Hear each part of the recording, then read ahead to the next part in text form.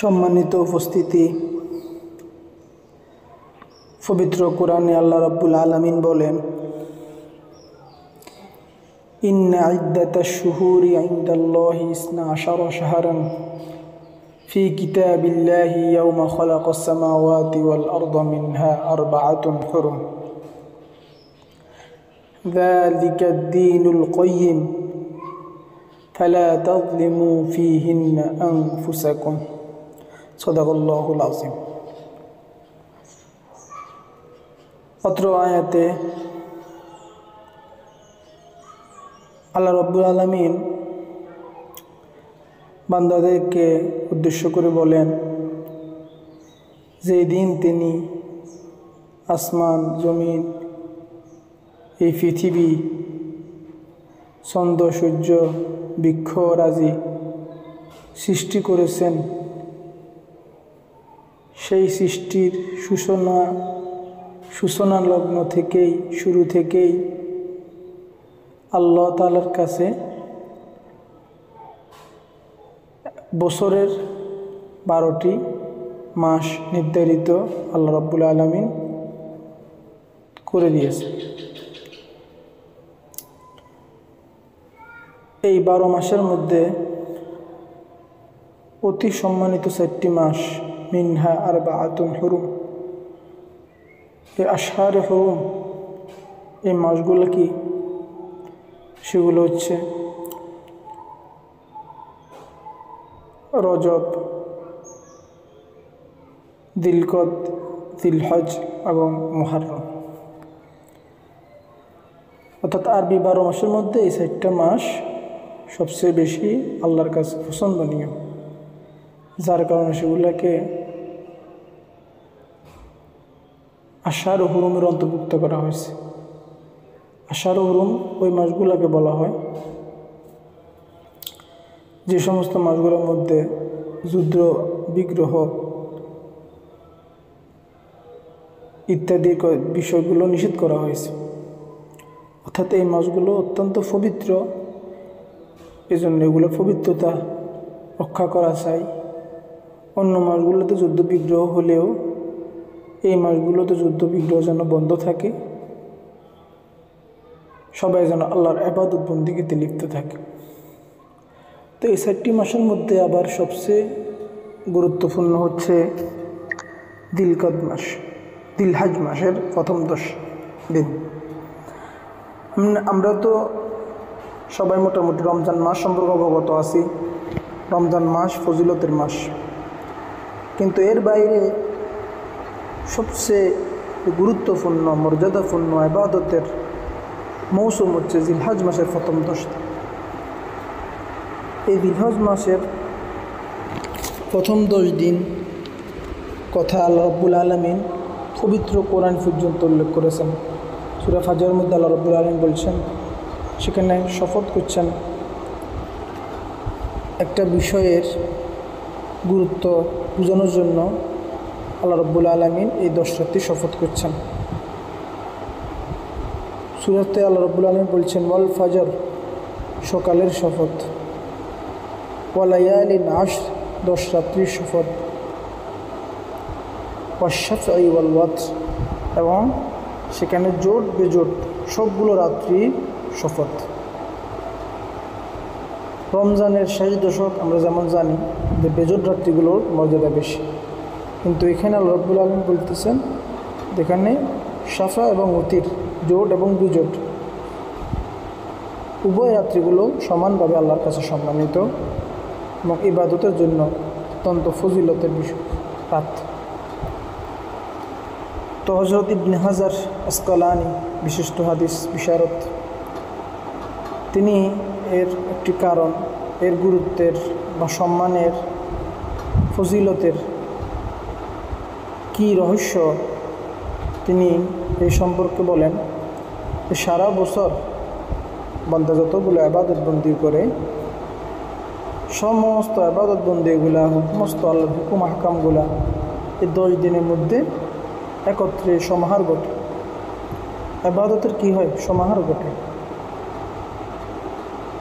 এই 10 দিনের জন্য নামাজ আছে, যেমন এই 10 দিনের জন্য রোজাও আছে, তেমনিভাবে জাকাতের বিষয়ও আছে। কেউ যদি চায় রমজানের বাইরে জাকাত দিতে চায়, রমজান আমরা তো জাকাতকে রমজানের সাথে নির্দিষ্ট করে নিয়েছি, কিন্তু জাকাতের সাথে রমজানের সাথে নির্দিষ্ট কোনো বিষয় না। তো আপনি বছরের যে কোনো সময় আপনি 1 বছর হিসাব করে সম্পদ জাকাত দিতে পারেন, ওই হিসাবে এই 10 দিন জাকাতও দেওয়া যায়। তেমনিভাবে 5 নম্বর ইসলামের গুরুত্বপূর্ণ হচ্ছে হজ।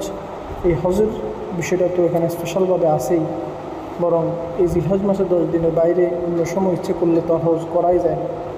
তো মোটামুটি ইবাদত বন্দেগী দান সদকা সবগুলো বিষয় 10 দিনের মধ্যে জমা হতে পারে, সমাহার ঘটে। এই জন্য এই 10 দিন আল্লাহর কাছে অত্যন্ত প্রিয় এবং মাহবুব। তো আল্লাহ রাব্বুল আলামিন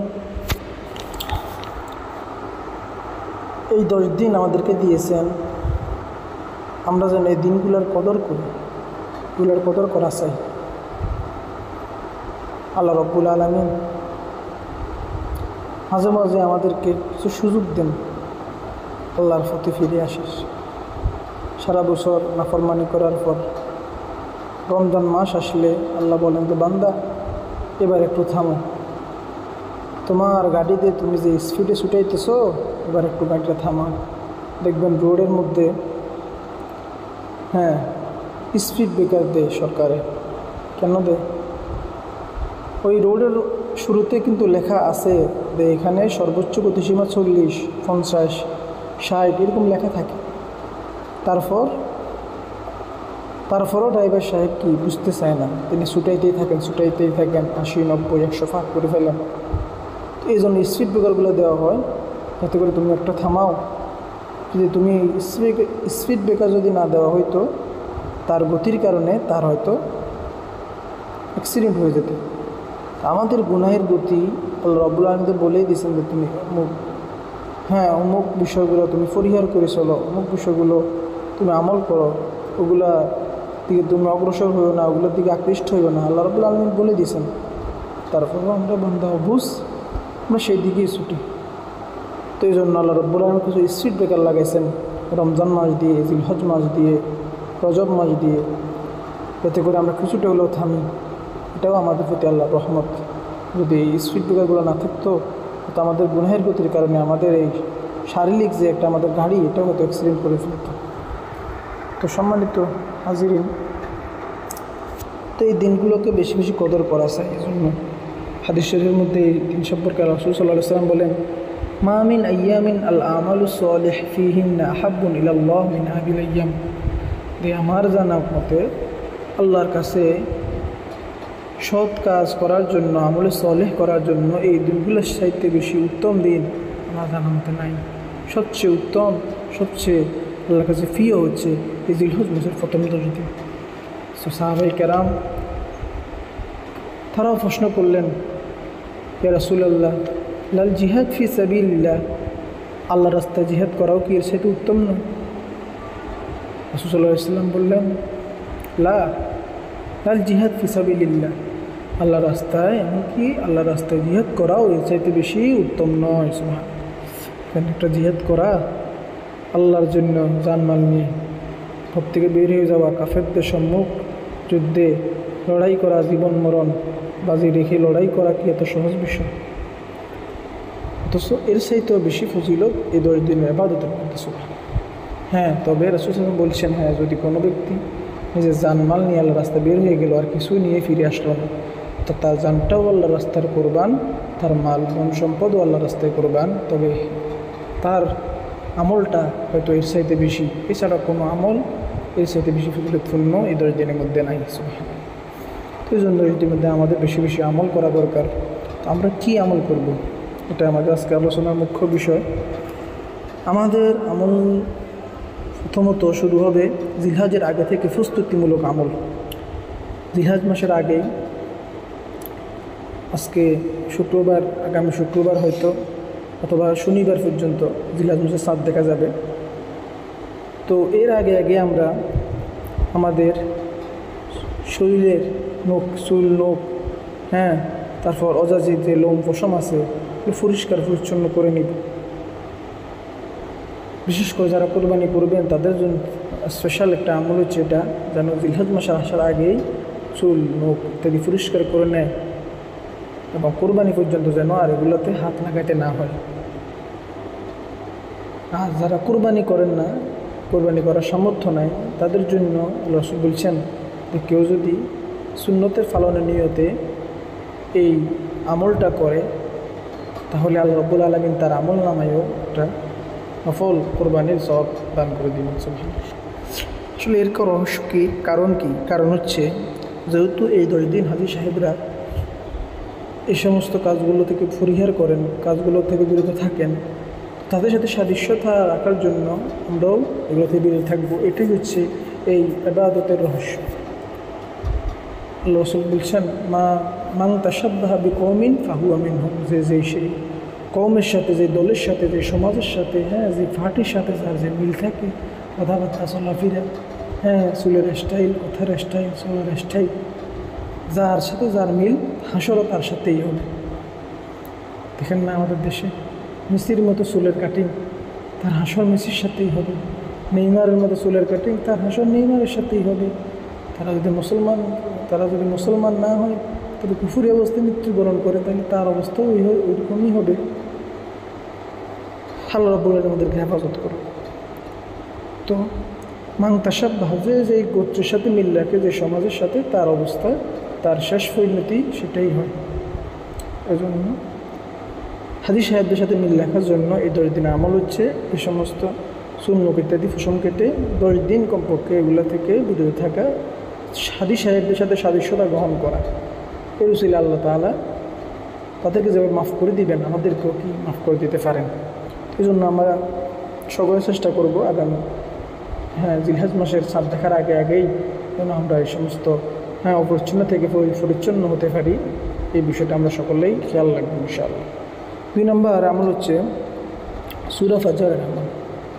জিলহজ মাসের চাঁদ দেখা যাওয়ার পর যদি কোনো ব্যক্তি ওই দিন রাত্রেই সূরা ফাজরের 7 বার তেলাওয়াত করেন, যেহেতু এই সূরা ফাজরের মধ্যে এই 10 দিনের কথা উল্লেখ আছে, তো কোনো ব্যক্তি যদি 7 বার সূরা ফাজর তেলাওয়াত করেন, আল্লাহ রাব্বুল আলামিন আগামী 1 বছর পর্যন্ত তাকে যাবতীয় বিপদ আপদ থেকে, বড় ধরনের মুসিবত থেকে হেফাজত করবেন। তো এই 2টা বিষয়ের আলোচনা হচ্ছে জিলহজ মাসের আগেই এগুলো আমল হয়ে যায়। জিলহজ মাসের ভিতরে মোটা দাগে 3টা আমল পাওয়া যায়। একটা হচ্ছে এই মাসের প্রথম 10 দিন রোজা রাখা। 10ম দিন তো ঈদের দিন রোজা রাখা হারাম, তো বাকি 9 দিন, প্রথম 9 দিন কী করা? রোজা রাখার চেষ্টা করা। হাদিসের মধ্যে আছে প্রত্যেকটা রোজা 1 বছর রোজা রাখার সওয়াব আমলনামায় লিখে দেওয়া হয়। আর বিশেষ করে 9 তারিখের রোজাটা রাখলে বেশি উপকার। এটার কথা বলা হয়েছে যে এটার উসিলা করে আল্লাহ রাব্বুল আলামিন পিছনের 1 বছরের সগীরা গুনাহ এবং সামনের 1 বছরের কবিরা গুনাহ, সগীরা গুনাহ আল্লাহ মাফ করে দিবেন। তো অনেক ওলামা কেরাম ব্যাখ্যা করছেন যে যেহেতু আল্লাহ রাসূল বলছেন সামনের 1 বছরের গুনাহ মাফ করে দিবেন, তো আশা করা যায় রাসূলের এই কথার বরকতে নিশ্চয়তা নাই, তবে আশা করা যায় আল্লাহ রাব্বুল আলামিন তাকে 1 বছর হায়াতও দিবেন। কারণ হায়াত থাকলেই তো গুনাহের বিষয়টা সামনে আসে, যার হায়াত নাই তার তো গুনাহ মাফ করার প্রয়োজনও নেই। তো এই জন্য আমরা এই 9টা রোজা রাখার চেষ্টা করব।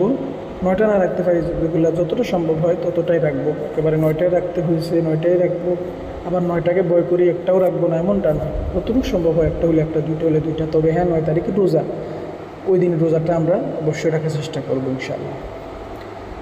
2 নম্বর হচ্ছে এই রাত্রিগুলা, এগুলার এক একটা রাত্রে ইবাদতের সওয়াব হচ্ছে শবে কদর রাতের মতো সওয়াব। এই জন্য আমরা এই 9-10টা রাত, যেহেতু ঈদের রাতের সওয়াবও আছে, ঈদের রাত্রে আমল করার বিশেষ ফজিলত আছে, দোনো ঈদের রাত্রে ফজিলতপূর্ণ। তো হিসাবে 10টি রাত্রেই আমরা ইনশাআল্লাহ ইবাদত বন্দি করার চেষ্টা করব। এখন আমাদের শারীরিক যে দুর্বলতা, আমাদের মানসিক যে দুর্বলতা, 10টা দিন ঘুম রাত জেগে ইবাদত করা আমাদের পক্ষে সম্ভব না। তো কমপক্ষে আমরা এই 10টা দিন বছরের অন্যান্য সাধারণ সমাজ যতটুকু ইবাদত করি তার চাইতে 2 টাকা নামাজগুলো বেশি পড়ার চেষ্টা করি। সারা বছর তাহাজ্জুদ পড়ি না, কমপক্ষে এই 10টা রাত তাহাজ্জুদ পড়ি। সারা বছর আওয়াবিন পড়ি না, এই 10 রাত কমপক্ষে আওয়াবিন পড়ার চেষ্টা করি। কিছু জিকির আজকার করার চেষ্টা করি। কমপক্ষে এশার নামাজ আর ফজর নামাজ আমাদের সাথে পড়ার চেষ্টা করি ইনশাআল্লাহ। আর 3 নম্বর যে বিষয়টা সেটা হচ্ছে বেশি বেশি জিকির করা। বেশি বেশি কী করা ভাই? জিকির করা, জিকির, আল্লাহ স্মরণ করা। নামাজ এটাও আল্লাহ স্মরণ, কোরআন তেলাওয়াত এটাও আল্লাহ স্মরণ, হ্যাঁ, তাসবিহ তাহলিল এগুলো আল্লাহ স্মরণ। তো আমরা বেশি বেশি জিকির করার চেষ্টা করব। এই 10 দিন হাজী সাহেবরা সর্বদা আল্লাহ জিকিরে মগ্ন, আল্লাহু আকবার আল্লাহু আকবার, তাকবীর বলতেই আছেন। আমরা এখান থেকে বসি আল্লাহর নামের তাকবীর এখান থেকে দিতে থাকি। এবং কি 9 তারিখ সকালবেলা থেকে, হ্যাঁ, একেবারে 13 তারিখ বিকালবেলা পর্যন্ত তো আমরা সকলেই নামাজের সাথে সাথে ফুটবল আল্লাহু আকবার আল্লাহু আকবার, লা ইলাহা ইল্লাল্লাহু আল্লাহু আকবার আল্লাহু আকবার ওয়ালিল্লাহিল হামদ। তবে হ্যাঁ, আমরা এর আগে থেকে 1 তারিখ থেকেই আমরা মনে ফুটতে শুরু করি, আস্তে আস্তে ফুটতে শুরু করি। আবু হুরায়রা রাদিয়াল্লাহু আনহুর ঘটনা আছে, যখন এই রাত্রিগুলো আসতো তিনি বাজারে চলে যেতেন। বাজারে যাই, হ্যাঁ, আল্লাহু আকবার আল্লাহু আকবার ধ্বনি দিতেন। তার ধ্বনি শুনে অন্যান্য সাহাবায়ে কেরাম, তাদের তো আমল জানা ছিল, তারাও তাকবীর দিতে শুরু করতেন। এই কাজটা করার জন্য তিনি বাজারে যেতেন, অথচ সারা বছর তিনি বাজারে যেতেন না। আজকে আমাদের অবস্থা, আমরা ইবাদতগুলো করি গোপনে আর গুনাহগুলো করি প্রকাশ্যে।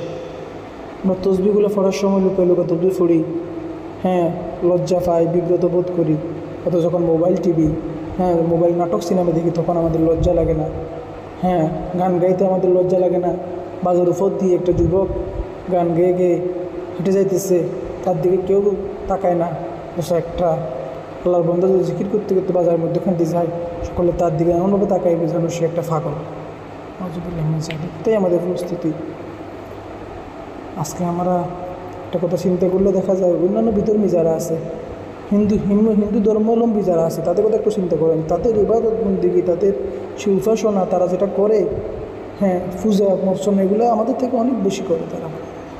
আমাদের আজকে অধিকাংশ মুসলমান সাফতার বাইরে নামাজ পড়ে না, ইমান নামাজ ছাড়া কোনো নামাজে তাকে দেখা যায় না।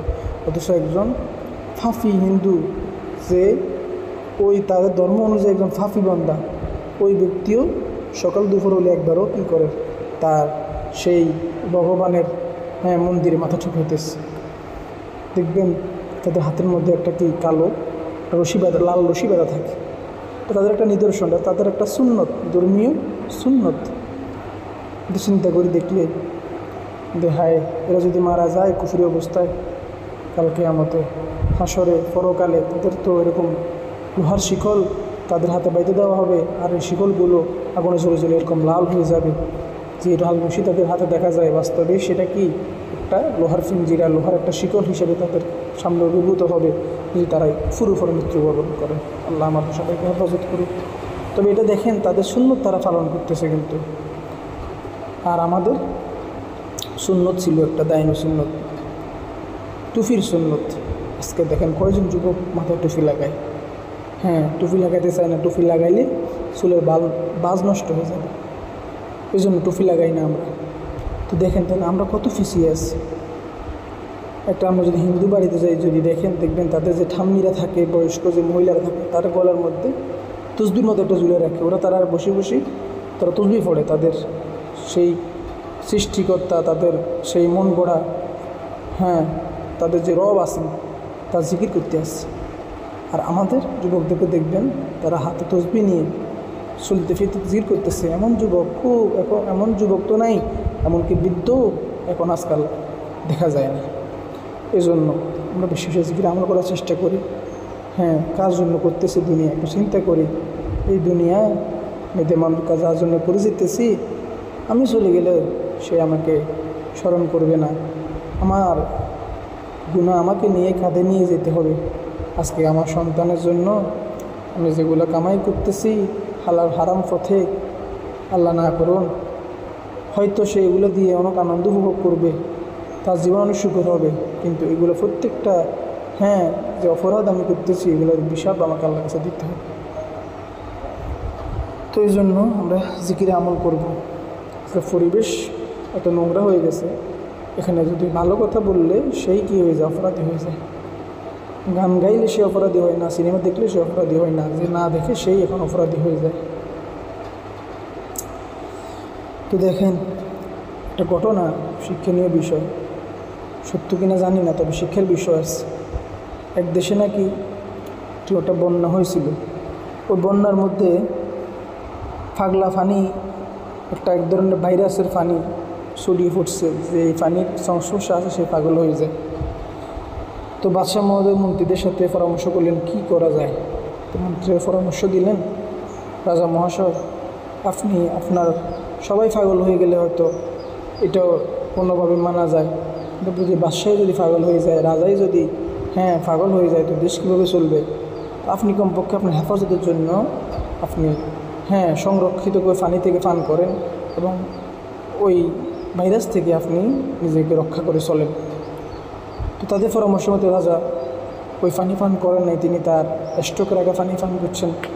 তো ঘটনা হয়েছে শেষ পর্যন্ত এরকম, সকল ফজারা মিলে রাজমহল ঘেরাও করছে, তাদের দাবি বাদশাহ পাগল হয়ে গেছে, তারা সবাই ভালো, শুধু কি বাদশাহ পাগল হয়ে গেছে। বাদশাহ চিন্তা করলেন এখন আমিও যদি তাদের সাথে পাগল না হয়ে যাই তাহলে হয়তো তারা আমাকে কি ক্ষমতা থেকে নামা হত্যাও করে দিতে পারে। শেষ পর্যন্ত বাদশাহ পরিবেশের কাছে নতে স্বীকার করে বাদশাহ নিজেও ওই পানি খাই পাগল হয়ে গেছেন। এখন আর কোনো আন্দোলন নাই, আর কোনো মিছিল নাই, মিটিং নেই, সমাবেশ নেই, এখন বাদশাহ ভালো। তো এখন অবস্থা হচ্ছে পাগলের দেশে যদি ভালো থাকাই অপরাধ। এখন আজকে আমাদের দেশের আমাদের সমাজের পরিস্থিতি এমন, আজকে এখানে ইমান আমল নিয়ে চলাই অপরাধ হয়ে গেছে। এই জন্য আমরা যা জায়গা থেকে চেষ্টা করি যে আমল করতে লজ্জা লাগে, যে আমল করতে বিব্রত বোধ হয়, ও আমল বেশি করা দরকার, তার মধ্যে সব বেশি। শয়তান এই আমল করলে শয়তান বেশি কষ্ট পাবে। তো এই জন্য আমরা সবাই নিয়ত করি যে এই 10টা দিন আমরা বেশি বেশি জিকির আজকার আমল করব। তাহলে 3টা বিষয়, একটা হচ্ছে আমরা রোজাগুলো রাখবো, 9টা রোজা বা যতগুলো সম্ভব হয়, 9টা সবগুলো না রাখতে পারলেও 1টা হোক 2টা হোক, বিশেষ করে 9ম দিন আরাফার দিনের রোজাটাও রাখার অবশ্যই চেষ্টা করব। তারপর আমরা রাত্রিগুলো নামাজ আবাদত বন্দি করতে কাটাবো, আর আমরা রাত্রি দিন সর্বদা আল্লাহ জিকির আজকার মশগুল থাকবো, বেশি বেশি আল্লাহ জিকির করবো, আল্লাহকে স্মরণ করব। তো নেক আমল এই দিনগুলোর মধ্যে বেশি বেশি নেক আমল করা চাই। এই নেক আমলগুলো শুধু নামাজ পর্যন্ত যেগুলো আলোচনা হয়েছে, নামাজ রোজাই শুধু নেক আমল নয়, এর বাইরে অনেক নেক আমল আছে। অসুস্থ মানুষ সেবা করা, মানুষের উপকার করা, মানুষকে ভালো কথা বলা, মানুষের সাথে হাসি মুখে কথা বলা, এগুলো সবগুলাই নেক আমল। হযরত আবু বকর রাদিয়াল্লাহু আনহুর ঘটনা আছে, সাহাবায়ে কেরাম রাসূলের মজমার মধ্যে একত্র হয়েছেন, জিজ্ঞেস করলেন আছে কে কে রোজা রাখছেন, অনেকেই হাত তুলছেন। তারপর জিজ্ঞেস করলেন আছে কে কে দান করছেন, তো অর্ধেক হাত নামে গেল আর অর্ধেক হাত আছে। তারপর জিজ্ঞেস করলেন আজকে কে কে ইসলামের দাওয়াত দিচ্ছেন মানুষের কাছে। তারপর দেখা গেল ওখান থেকে 50% থেকে এখন 25% হয়ে গেছে হাত। তারপর জিজ্ঞেস করলেন আছে কে কে অসুস্থ মানুষকে দেখতে গেছেন, তো 25% থেকে আরও 10% শেষ। তারপর জিজ্ঞেস করলেন আছে কে কে একজন অসহায় মানুষের উপকার করছেন, একজন মুসলমানের সেবা করছেন, তখন 15% থেকে আর 10% শেষ, আর আছে মাত্র 5%। তারপর জিজ্ঞেস করলেন আছে কে কে জানাজার নামাজ পড়ছেন। তো এভাবে যাইতে যাইতে সব শেষ পর্যন্ত টিকে গেলেন একজন, তিনি হচ্ছেন সিদ্দিক আকবর আবু বকর রাদিয়াল্লাহু আনহু। তাহলে রাসূল বললেন যার মধ্যে এই গুণগুলো জমা হয়, যিনি আমলগুলো করেন আল্লাহ তাকে অবশ্যই জান্নাত দান করবেন। তো এই জন্য আমরা শুধু নামাজ রোজার মধ্যে সীমাবদ্ধ না, আমরা সামাজিক কাজে মানুষের সহযোগিতা করবো, মানুষের সেবা করবো, সুস্থ মানুষকে দেখতে যাব, খোঁজখবর নিব, সবগুলাই নেক আমল। এই 10 দিন আমরা সামাজিক, ব্যক্তিগত, পারিবারিক সকল ধরনের নেক কাজগুলো করার চেষ্টা করি, গুনাহ থেকে বাঁচার চেষ্টা করি। আমার ভাইয়েরা, গুনাহ সর্বদাই খারাপ। মসজিদের মধ্যে যদি কেউ সিগারেট খায়, আপনিও তাকে খারাপ বলবেন। সিগারেটকে বাইরে খাইলে এটা কি খারাপ না? এটাও খারাপ।